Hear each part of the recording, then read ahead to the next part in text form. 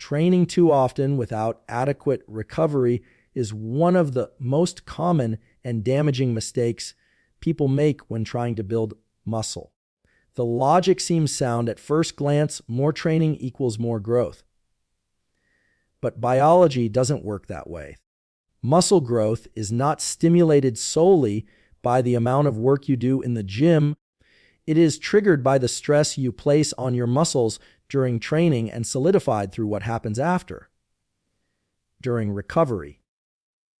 Without recovery, you are simply stacking stress on top of stress, and what you get isn't adaptation, it's breakdown. Overtraining leads to hormonal imbalances, elevated cortisol levels, disrupted sleep patterns, and even a decline in motivation and drive. Your central nervous system, muscular system, and endocrine system all require downtime to repair and adapt to the stimuli you've given them.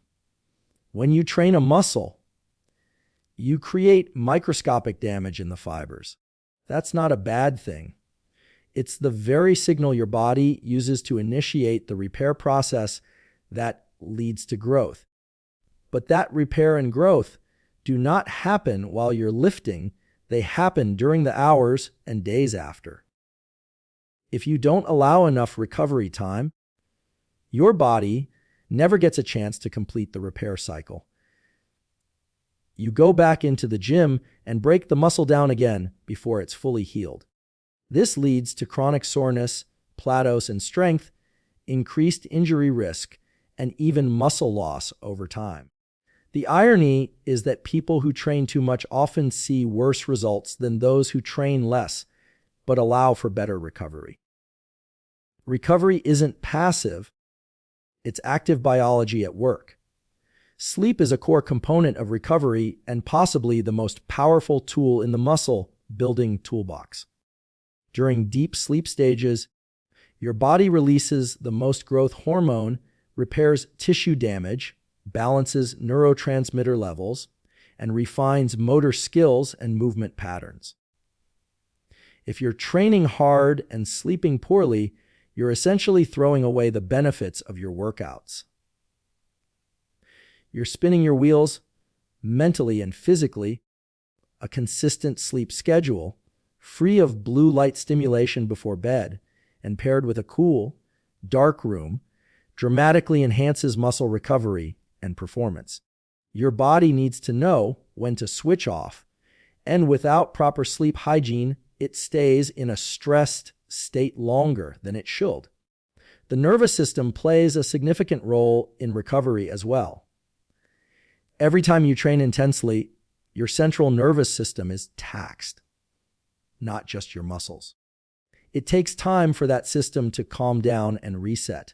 If you keep pushing without pause, the CNS enters a state of fatigue, which manifests as irritability, poor focus, lower strength output, and even slower reaction times. You might still be hitting the gym every day, but your body is doing everything it can to just survive the training, not grow from it. Rest days, deload weeks, and intelligent programming are not signs of weakness or laziness. They're part of a smart strategy for sustainable performance and growth. Recovery isn't optional, it's where the gains are made. Nutrition is another key part of recovery that gets ignored when people focus too much on training volume. Your body needs raw materials to rebuild muscle, amino acids from protein, glycogen from carbohydrates to refuel the energy systems, and even healthy fats to support hormonal balance. Without these nutrients, especially in the post-workout window and across the full day, your body stays in a catabolic state, breaking down more than it builds. People who train excessively often undereat, either because their appetite is suppressed or because they falsely believe that more training allows for less discipline with nutrition. But under-eating while overtraining is a fast track to stagnation and burnout. There's also a psychological toll of training too much. When you push beyond your limits constantly, without periods of rest, your drive starts to erode. What used to be a source of energy and focus becomes a grind. You dread workouts, or you go through the motions without intent. The joy of training fades. That mental burnout is a direct result of ignoring recovery. Training is supposed to elevate your life, not drain it. Knowing when to rest is a sign of maturity in your fitness journey. It's not about being hardcore. It's about being intelligent and long-term focused. Strategic rest days should be planned into your routine with the same discipline you apply to your workout schedule. That includes full rest days, where you do little to no physical activity, and active recovery days, where you might do light cardio, mobility work, or stretching. These lighter sessions promote blood flow, support muscle repair, and give your joints a break from the pounding of heavy resistance. Incorporating these days not only reduces injury risk, but also keeps your training enjoyable and sustainable over time. Another layer to this mistake is the failure to listen to your body. People often treat fatigue, soreness, or declining performance as things to push through, rather than signals to adjust. But the body is always talking. When your lifts are flat, your joints ache, and your motivation drops, that's not a sign to double down on volume. It's a call to recover. The most elite athletes and lifters in the world respect recovery deeply. They track their heart rate variability, monitor sleep quality, adjust training based on performance markers, and prioritize mental health just as much as physical output, because they know recovery is performance. So if you're training 5, 6, or 7 days a week without structured recovery, understand that you're not accelerating progress. You're likely undermining it. You're layering stress on a system that thrives on balance. The adaptation that builds bigger, stronger muscles depends entirely on the body having the space and resources to rebuild. You can lift heavy, train hard, and still grow slowly, or not at all, if you don't sleep, eat, and rest with the same intensity. To truly optimize muscle building, you must shift the mindset from more is better to better is better, quality over quantity, precision over pressure. Progress comes not from brutalizing the body, but from challenging it smartly and then giving it exactly what it needs to adapt. That means recovery must be built into your routine with as much intention as your sets and reps. Rest is not the absence of effort. It's a strategic investment in growth. Without it, no amount of training will ever give you the results you're working for. Ignoring progressive overload and repeating the same workouts is one of the most subtle yet destructive mistakes people make on their muscle building journey. In the beginning, almost any training can produce results. That's called beginner gains, and it's a temporary window where your body responds quickly to new stimulus. But as you continue, your body begins to adapt. What was once difficult becomes manageable. What was once a challenge becomes routine. And if you don't keep adjusting the difficulty through weight, reps, sets, tempo, or intensity, then your muscles stop growing because they no longer have a reason to adapt. Progressive overload is the principle that forces your muscles to get bigger and stronger by constantly demanding more than they're used to. Without that demand, the adaptation signal stops firing. Your body is efficient, and it won't waste energy building tissue it doesn't think it needs.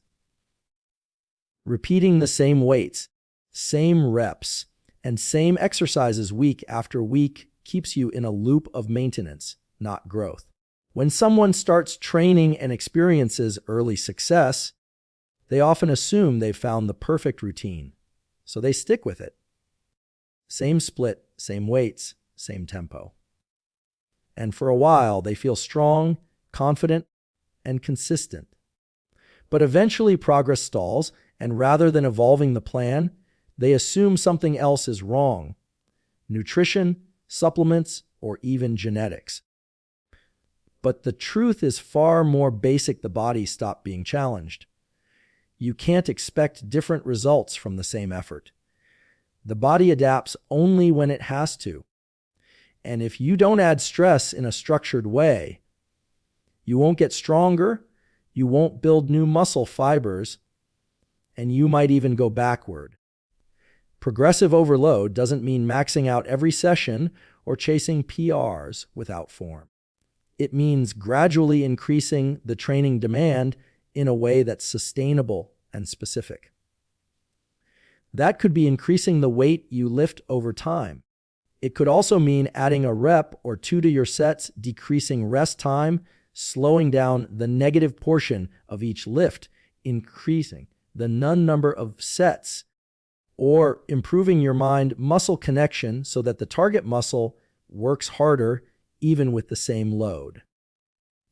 Each of these methods pushes the body to do more, and each of them can be used to avoid plateaus and ensure progress. The key is progression. Muscles don't grow from comfort, they grow from being forced to overcome stress. There's a neurological side to progressive overload as well.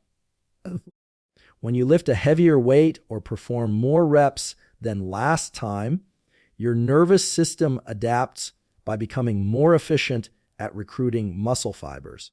This neurological adaptation increases strength, coordination, and the ability to activate more of a muscle's total fibers during each lift. Without progressive overload, this system doesn't advance.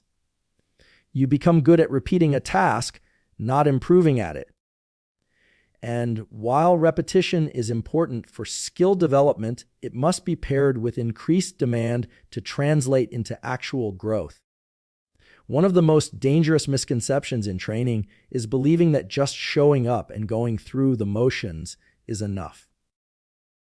People repeat the same full body circuit, the same machines, the same dumbbell weights, and wonder why their body looks the same month after month. But muscle is an adaptive tissue. It's designed to respond to increased load. If you never give it more to handle, it never gives you more size or strength in return. You don't grow by lifting the same weight. You grow by challenging your limits with precision and patience. This principle applies to all muscle groups. Whether it's legs, back, chest, arms, or shoulders, your training must evolve. For example, doing barbell squats at 135 pounds for 3 sets of 10 may be challenging for the first few weeks. But if you're still doing the same weight and reps 2 months later, your legs are no longer being challenged the same way. You must find ways to increase the difficulty. That might mean adding 5-10 pounds, or it might mean increasing to 4 sets, or slowing down the eccentric phase of the squat to increase time under tension. Even small changes add up over time. And those small changes are what keep the growth engine running. It's not just about physical demand either. Progressive overload also engages the mind. It gives you something to focus on, a metric to chase, a reason to be intentional with your training. Without it, the gym becomes a routine rather than a pursuit. You lose the edge, the purpose, the strategy. When you're pursuing progressive overload, every workout becomes a chance to compete with your previous self. It adds urgency and intensity to each session. That mental drive is what separates consistent progress from passive training. A mistake people often make is thinking they need to change exercises constantly to shock the muscles. But muscle confusion is a myth when it comes to hypertrophy. The body needs consistency to master movement patterns and get stronger in them. What matters more than variety is progression. You don't need to swap exercises every week. You need to get better at the core ones over time. That means tracking your lifts, knowing what you did last week, and beating it by even a small margin this week. Whether that's one more rep, a slightly heavier dumbbell, or more controlled form, every improvement counts. There's also a recovery element to this process. You can't push for progressive overload every session without rest and nutrition. Recovery is what allows overload to work. Without it, you accumulate fatigue, not progress. That's why periodization, planning phases of hard training followed by lighter weeks, is important. It allows your body to absorb the stress and supercompensate with increased strength and muscle growth. You cannot overload forever without rest, but if you never overload, rest becomes just rest, not recovery from growth, producing stimulus. The danger of ignoring progressive overload is that it gives a false sense of effort. You may feel like you're working hard because you're sweating, moving, and pushing yourself in the moment. But unless the load is increasing over time, you're just maintaining. Muscle growth is a biological negotiation. It says, if you give me reason to adapt, I will. If not, I won't waste energy changing. Repeating the same workout is not a progressive signal. It's stasis. And the body is remarkably good at maintaining stasis. It's efficient, it's economical, and it only changes under pressure. Tracking your progress is the simplest way to ensure you're applying progressive overload. Keep a logbook or a digital tracker. Write down your weights, sets, reps, rest times, and how each lift felt. Review it weekly. Ask yourself if you're moving forward. If the answer is no, adjust your programming. Don't just guess or assume. Measure it. Progress that isn't tracked often becomes progress that doesn't happen. At the end of the day, your body reflects the demand you place on it over time. If that demand is unchanging, your results will plateau. The most successful lifters, athletes, and bodybuilders understand that growth is built on incremental challenge, not reckless increases, not sudden jumps, but steady, consistent, intelligent overload. One rep at a time, one extra pound at a time, one harder set at a time. That's how muscle is built. And that's how you move from effort to results. Not consuming enough protein or total calories to support growth is one of the most overlooked mistakes in the process of building muscle. Many people train hard in the gym, push themselves through tough workouts, maintain discipline with their routine, but still struggle to see significant gains in size and strength. More often than not, the reason isn't a lack of effort, but a lack of fuel. Building muscle requires a surplus of energy and specific building blocks, primarily protein, to repair and grow new muscle tissue.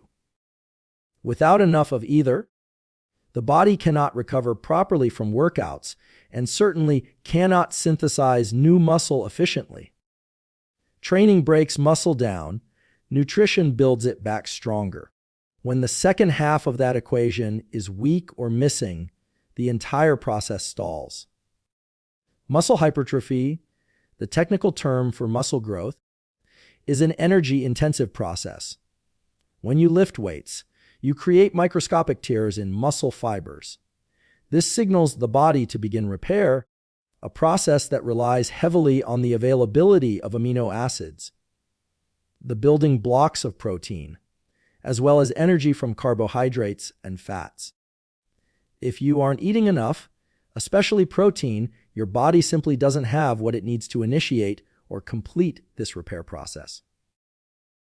In some cases, it even begins breaking down existing muscle for fuel, which is the opposite of the goal. This becomes especially problematic when people are trying to lean bulk or stay lean while gaining muscle. The fear of gaining fat often leads people to undereat, thinking that a clean diet with intense training will somehow overcome the lack of calories. But the truth is, growth requires a surplus. There's no way around it. Protein is especially critical. Your body uses protein for countless functions: hormone production, immune response, enzyme function. But it does not store excess protein the way it stores carbohydrates and fats. This means a daily supply is essential. If you're training to build muscle, you must provide your body with enough high-quality protein throughout the day to support protein synthesis. The general recommendation for hypertrophy ranges from 1.6 to 2.2 grams of protein per kilogram of body weight per day, depending on individual variables like training intensity, experience, and overall goals. Falling short of this range consistently means you are limiting your own progress. You may still gain some strength or definition, but the size and density of your muscles will plateau or develop at a much slower pace. Meal timing and protein distribution throughout the day also matter. It's not just about total protein intake, but how you spread it across meals. Research shows that spreading protein intake evenly over 4 to 6 meals per day, each with about 20 to 40 grams of protein, maximizes muscle protein synthesis. Skipping breakfast or eating a protein light lunch followed by a heavy dinner creates an imbalance in availability and limits muscle growth throughout the day, especially around the workout window. Both before and after, protein intake is crucial. Consuming a protein-rich meal within a couple of hours post-workout can significantly boost the repair process and muscle recovery. Ignoring this window is a missed opportunity. Caloric intake overall is just as important. Protein needs to be supported by sufficient calories from carbs and fats to be used effectively for muscle building. If your total calories are too low, your body will prioritize survival over growth. It will use dietary protein for energy rather than muscle repair, leaving less for building tissue. This is why someone can hit their protein goal but still not see progress if they're in a calorie deficit. Muscle growth occurs best in a slight caloric surplus, where your body has enough energy to fuel workouts, recovery, and synthesis without storing excessive fat. The balance is delicate but manageable with proper tracking and an awareness. Carbohydrates play a key role in this equation. They are the body's preferred energy source, and they fuel performance in the gym. Adequate carb intake restores muscle glycogen, the stored form of glucose in muscles, which is depleted during intense training. When glycogen stores are full, muscles perform better, recover faster, and grow more efficiently. Low-carb diets may work for fat loss, but for muscle growth, carbohydrates are essential. They not only fuel performance, but also create the insulin response necessary to shuttle nutrients, including amino acids, into muscle cells after training. That insulin spike is an anabolic signal that encourages growth and repair. Fat intake supports hormonal health, particularly testosterone and other anabolic hormones critical for muscle development.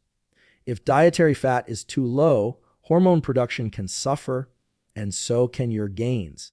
The focus should be on healthy fats: avocados, olive oil, nuts, seeds, fatty fish, rather than avoiding fats altogether. These support not only muscle growth, but overall health, mood, and recovery. A balanced approach to macronutrients is what allows the body to function optimally during the stress of regular training. Another common issue is inconsistency. Someone might eat enough on training days, but undereat on rest days. Thinking less activity requires less food. But rest days are recovery days, and recovery is when muscle repair happens. Undereating on off days slows down this process. The body needs nutrients to rebuild, regardless of whether you're in the gym that day or not. Muscle growth is not limited to the hour you spend lifting. It's a 24-hour process that depends on continuous nutrient availability. Supplements are often used to try to fill gaps in nutrition, but they cannot replace a solid diet. Protein powders can help meet protein targets, especially in convenient situations, but they are only effective when the overall intake is sufficient. No supplement will compensate for a chronic calorie or protein deficit. Muscle building is a foundational process, and that foundation is built with whole foods, consistent meals, and mindful eating habits. Supplements support, they do not drive progress. People often misjudge their intake. They think they're eating enough because they feel full or because they had a large meal. But feeling full does not equal sufficient intake. Tracking your food, even briefly, can reveal surprising gaps. Many lifters realize they are hundreds of calories or dozens of grams of protein short of their needs. Tools like food scales, tracking apps, and meal plans aren't just for bodybuilders. They're for anyone serious about progress. Awareness creates control. Control creates consistency, and consistency builds muscle. Ultimately, if you're not gaining muscle at the rate you expect despite intense training, your first question should be, am I fueling the process? Your body is not a machine that builds muscle just because you want it to. It's a biological system that responds to signals, stress from training, and nourishment from food. Both must be present, and both must be consistent. You cannot out-train a poor diet. You cannot grow from empty fuel tanks. The gym is where you stimulate growth. The kitchen is where you enable it. The bedroom is where it completes. And unless all three are in sync, your progress will always fall short of your potential. Poor form and lack of mind-muscle connection are critical mistakes that silently sabotage muscle building progress. When someone lifts weights without proper technique, not only do they reduce the effectiveness of each exercise, but they also increase the risk of injury. The goal in resistance training is not simply to move weight from point A to point B, but to challenge the target muscle through a controlled and intentional movement. Lifting heavy with sloppy form might look impressive on the surface, but it shifts the tension away from the muscle you're trying to grow and instead places stress on joints, tendons, and supporting muscles that weren't meant to carry the load. This not only dilutes the mechanical tension necessary for hypertrophy, but also derails the neurological coordination needed to recruit muscle fibers efficiently. When form is compromised for the sake of ego lifting heavier than you can control, it often leads to using momentum or compensatory muscles to complete the movement. For example, during a bicep curl, swinging the weight with your back or shoulders means your biceps aren't being fully loaded. In a bench press, flaring your elbows or bouncing the bar off your chest shifts the strain to your shoulders and joints rather than your chest muscles. This kind of lifting may feel hard, but it's not productive. It's not about how much weight you lift. It's about how effectively you challenge the intended muscle. Proper form ensures that each rep places maximum tension where it should, stimulating the fibers that are supposed to be targeted, thereby encouraging adaptation and growth. Mind-muscle connection is the other half of this equation. It's the ability to consciously feel and engage the specific muscle you're working during an exercise. Research and experience both show that when you can feel a muscle contracting and stretching throughout a rep, you recruit more fibers, generate more tension, and ultimately drive more growth. This connection isn't automatic. It has to be developed over time through focused practice, slower tempo, and removing distractions during training. Many people go through the motions in the gym without truly feeling their muscles working. They may complete all their sets and reps, but because the neural connection to the target muscle is weak, the quality of the stimulus is low. As a result, progress slows down, plateaus appear, and the lifter becomes frustrated despite consistent effort. Training with intention changes everything. When you lift with perfect form and deep focus, every rep becomes more effective. You don't need to rely on lifting excessively heavy. Instead, you maximize muscle engagement and mechanical tension with moderate loads. This also reduces the risk of injury because your joints and connective tissue aren't compensating for poor movement patterns. Muscles grow when they are challenged to do work through their full range of motion under controlled tension. That means a proper stretch at the bottom, a strong contraction at the top, and no cheating through momentum or shifting weight elsewhere. Even small changes, like keeping your scapula retracted during rows or keeping constant tension on your quads during leg extensions, can transform the effectiveness of a set. The mind-muscle connection becomes even more crucial when training lagging body parts. Often, a muscle doesn't grow not because it's being neglected in the program, but because it's not being activated properly. For example, if someone's chest is underdeveloped, despite regular bench pressing, the problem may be that their triceps and shoulders dominate the movement. Focusing on squeezing the pecs, adjusting grip width, or even exhausting the muscle with isolation work can bring attention back to the target muscle and improve activation. This conscious redirection of focus makes each rep count more, and over time, leads to a greater hypertrophic response. Building a strong mind-muscle connection starts with slowing down. Speed hides weakness. When you rush through reps, you rely more on momentum and less on muscular control. Slowing the tempo, especially the eccentric or lowering phase of a lift, forces your muscles to work harder and gives your brain time to communicate with the muscle being trained. Pausing at key points in the lift, especially at the bottom or midpoint, increases control and eliminates any momentum. It also helps you develop awareness of which muscle is under tension, which allows you to correct technique in real time. This creates a feedback loop where you learn what proper activation feels like and can replicate it consistently. Visualization also plays a role in developing mind-muscle connection. Visualizing the muscle shortening and lengthening, seeing it contract in your mind as you lift, activates more motor units and deepens the neuromuscular connection. It may sound abstract, but this technique is used by top athletes and bodybuilders to enhance performance.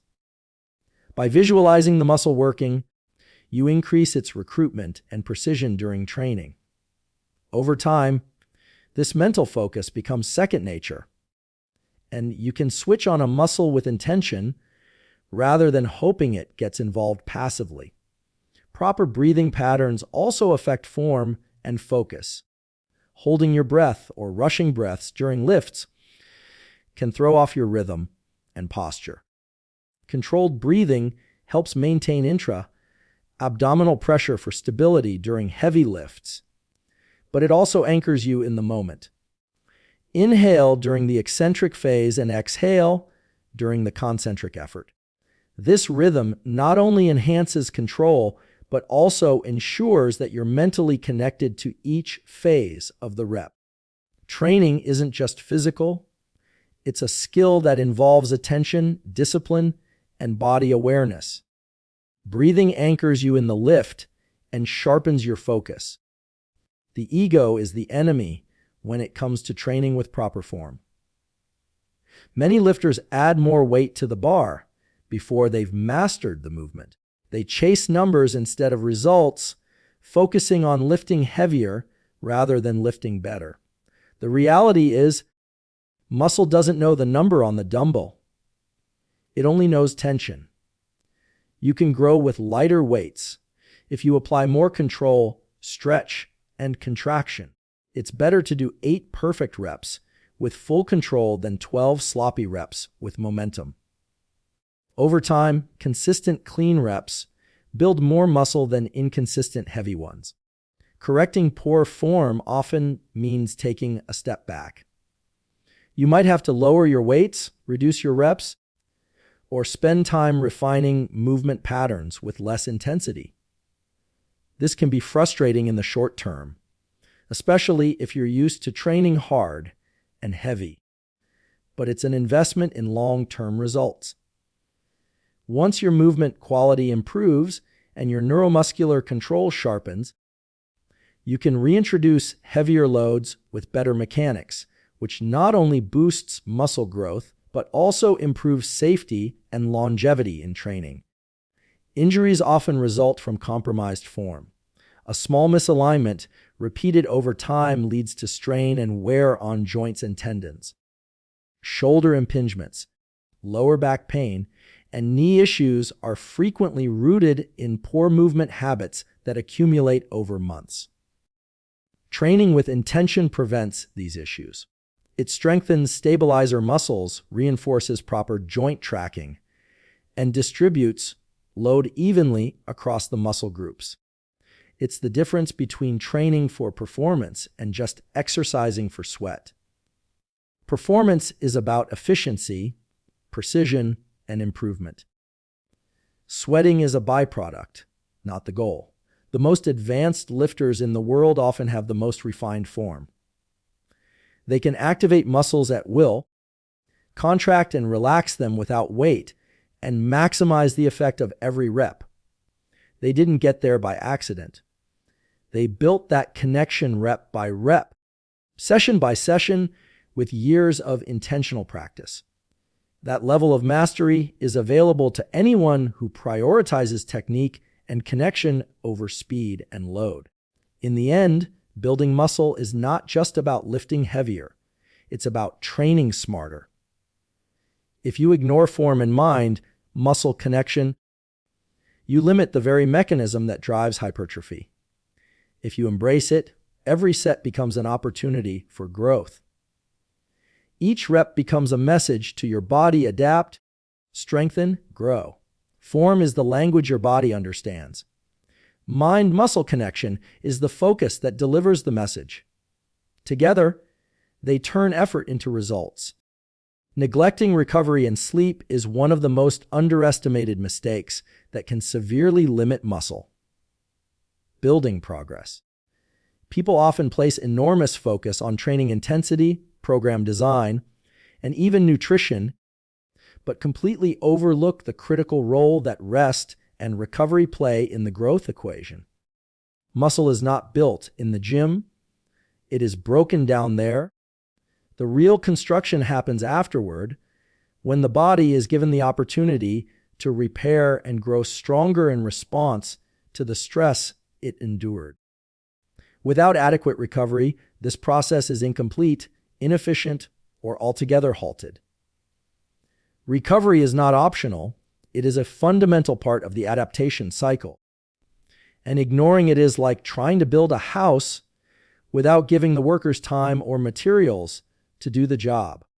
Sleep is the most powerful recovery tool available to every person, yet it is the first thing many people compromise when life gets busy.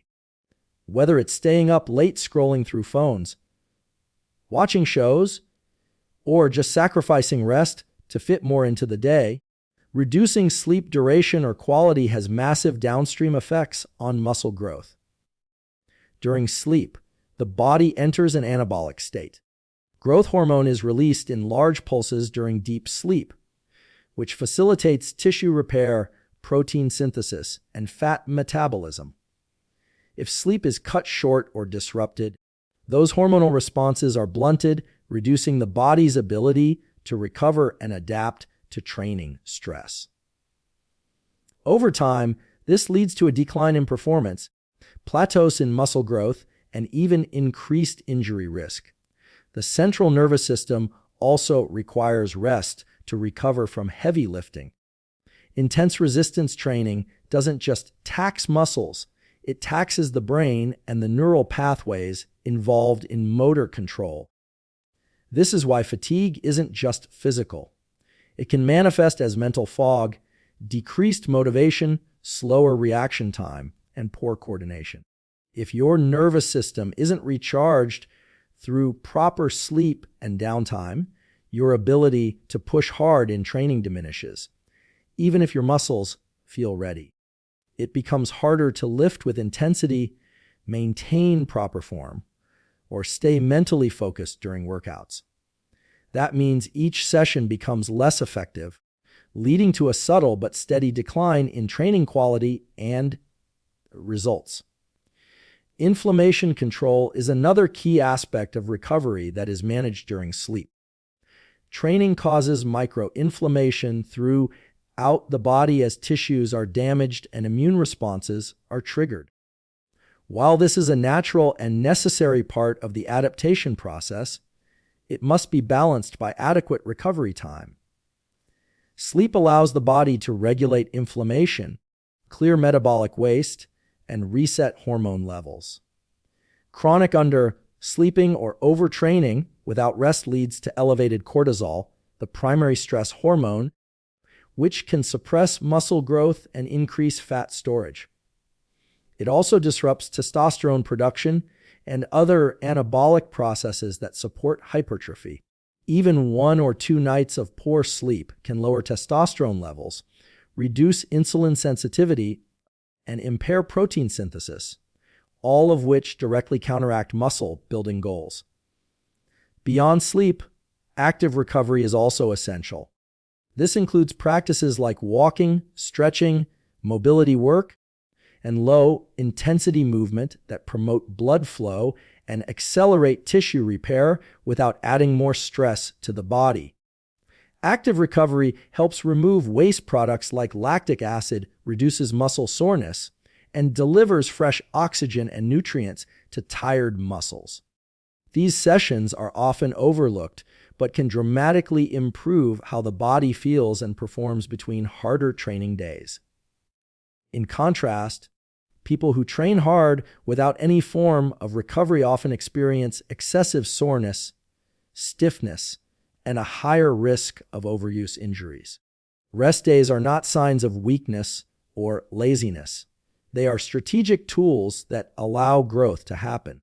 Muscles need 24 to 72 hours to fully recover from resistance training, depending on the volume and intensity of the session. Training the same muscle group too soon can impair performance and increase injury risk. Yet many lifters, especially those eager for quick results, fall into the trap of overtraining. They think more is always better and treat rest days as missed opportunities. In reality, pushing through fatigue leads to diminishing returns, hormonal imbalances, and psychological burnout. Consistent overreaching without adequate rest eventually causes training progress to reverse, not improve. Even stress levels in daily life affect recovery. High levels of psychological stress, whether from work, relationships, or financial concerns, elevate cortisol and interfere with sleep quality. This combination creates a hostile environment for muscle growth. The body does not differentiate between physical and mental stress. It processes both the same way, and when the load is too high without adequate recovery, muscle building takes a back seat to survival. This is why stress management techniques such as meditation, breathing exercises, time outdoors, and hobbies can indirectly but powerfully support gains in the gym. A calm and recovered nervous system sets the stage for optimal performance and growth. Nutrition is also a recovery tool. While it deserves its own category, it overlaps with recovery in important ways. Post-workout nutrition, especially protein and carbohydrate intake, helps replenish glycogen stores and provides amino acids for tissue repair. Failing to eat enough or to eat promptly after a session delays the recovery process and can leave the body in a catabolic state where muscle tissue is broken down rather than built up. Timing, quality, and quantity of meals all influence how quickly and efficiently the body can recover between sessions. Hydration plays a role in recovery that's often overlooked. Water is essential for nearly every cellular process in the body, including protein synthesis, nutrient transport, and waste removal. Dehydration reduces performance, delays recovery, and increases the risk of cramps or injury. Even mild dehydration can impair physical and cognitive performance, making it harder to train effectively or recover afterward. Maintaining fluid balance with water and electrolytes should be part of every serious athlete's daily routine.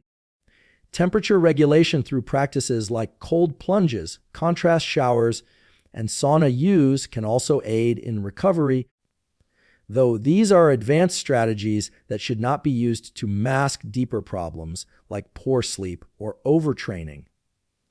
They can be supportive when used in moderation, helping to reduce soreness, inflammation, and fatigue, but they are not substitutes for the fundamentals of rest and sleep. Recovery is a full system process that includes physical, mental, emotional, and hormonal restoration. Ignoring it means short-circuiting every hard-earned rep in the gym. No matter how advanced your program is, how dialed your nutrition is, or how strong your effort is, if you don't give your body the space and tools to recover, your gains will be slower, smaller, and more prone to break down. Building muscle is not just about what you do, it's about what you allow. You must allow your body the time, energy, and conditions it needs to repair and adapt. The most successful lifters in the world prioritize sleep, rest, and recovery as non-negotiable elements of their routine. They understand that every minute spent sleeping or recovering is an investment in strength, size, and longevity. You cannot train at full capacity, week after week, without downtime. You cannot build a strong physique if your body is constantly inflamed, stressed, and underslept. If you want to maximize your potential, prioritize recovery. Treat sleep like a training session. Plan rest days into your program. Make recovery part of your strategy, not an afterthought. Because what you do between workouts is just as important as what you do inside them. Supplements are often marketed as the magic solution for muscle growth, and while some can play a supportive role, relying too heavily on them while neglecting the fundamentals is a major mistake that many people make. Muscle building is primarily driven by consistent training, proper nutrition, quality sleep, and strategic recovery. Supplements can only enhance what is already working well. They cannot replace hard work, discipline, or a structured routine. When individuals place supplements at the center of their muscle building strategy, they end up chasing marginal gains while missing the bigger picture. This mindset not only leads to wasted money, but also creates a false sense of progress where people feel like they're improving because they've added a new pill or powder, even though their training or nutrition hasn't actually improved. The fitness industry is filled with clever marketing designed to convince consumers that gains are just one scoop or capsule away. Words like anabolic, muscle enhancing, and testosterone boosting are plastered on labels to make ordinary products seem extraordinary. Many people fall for the hype and load up on pre-workouts, mass gainers, fat burners, and exotic blends without understanding what's actually in them or what role they realistically play. Some of these supplements are underdosed, poorly researched, or entirely unnecessary. They may contain flashy ingredients with limited evidence or rely on proprietary blends that hide exact dosages. This makes it hard for users to know what they're really taking and whether it has any meaningful impact on their results. Another issue with over-relying on supplements is the psychological dependency it creates. People begin to believe that they cannot train effectively or recover properly without their full supplement stack. This dependency undermines the mental toughness and discipline that true progress demands. Instead of focusing on improving performance in the gym or dialing and meal timing and nutrient quality, people start obsessing over whether they took their creatine or if their BCAAs are working. The truth is, no supplement can outwork a bad program, poor sleep, or a nutrient-deficient diet. Supplements are called that for a reason. They are meant to supplement an already solid foundation. For beginners, especially, the emphasis should be on learning how to train properly, eat according to goals, and build sustainable habits. No amount of whey protein or pre-workout will fix poor technique, inconsistent effort, or a lack of understanding about how to progressively overload the muscles. Yet, many newcomers to the gym are immediately told they need a dozen supplements to make progress. This not only distracts them, but also sets them up for disappointment when those supplements don't deliver the radical results they were promised. It can even lead to discouragement as they begin to feel like they're failing despite investing heavily in products that were supposed to help. That being said, there are some supplements that do have a solid body of evidence supporting their use in muscle growth. Creatine monohydrate, for example, is one of the most researched and effective supplements for increasing strength and muscle mass. It works by increasing the body's ability to produce ATP, the energy currency used during short, intense bursts of effort like weightlifting. But even with creatine, its effectiveness depends on the context in which it's used. If someone is not training hard or eating enough to support muscle growth, creatine will not magically build muscle on its own. Similarly, protein powder is a convenient way to meet daily protein requirements, especially for those with busy schedules. But it's not superior to whole food sources of protein. It's just more convenient. If a person is already getting enough protein from their diet, adding more in the form of powder won't necessarily enhance results. Pre-workouts can help with energy and focus during training, but they should not be used as a crutch. Over-reliance on stimulants can lead to tolerance, disrupted sleep, and eventual burnout. If you need a pre-workout just to get through a normal training session, it's worth examining your sleep habits, nutrition, and stress levels rather than continuing to increase your stimulant intake. Similarly, branched-chain amino acids BCAAs were once heavily promoted as muscle-preserving and recovery-enhancing, but the latest research shows that if someone is already consuming sufficient dietary protein, BCAAs offer little additional benefit. Many people spend money on these products without understanding that the real key is hitting their total protein target each day, not sipping flavored aminos during a workout. There's also the issue of prioritization. When people allocate a significant portion of their fitness budget to supplements, they often do so at the expense of higher quality food, gym access, coaching, or recovery tools. A person may have a cabinet full of powders and pills, but skip meals, cut corners on groceries, or neglect sleep because they think their supplements will fill in the gaps. This is a flawed approach that ultimately slows down progress. Food is information for the body. It contains not only macronutrients, but also vitamins, minerals, and enzymes that interact with the body systems in ways that no pill can replicate. A nutrient-dense, balanced diet will always outperform a poorly constructed diet propped up by artificial products.